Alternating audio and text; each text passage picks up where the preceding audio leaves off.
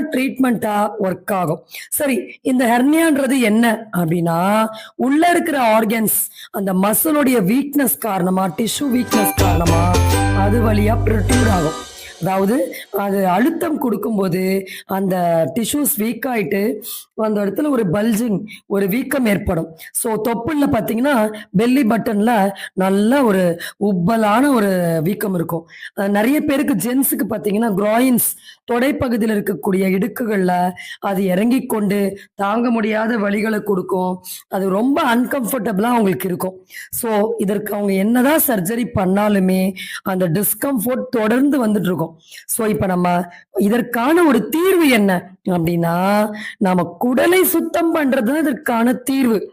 நம்ம குடலை சுத்தம் செய்யும்போது, அந்த ஆர்கன்ஸ்ல இருக்கக்கூடிய கேஸ் கம்ப்ளீட்டா வெளிய வரும்.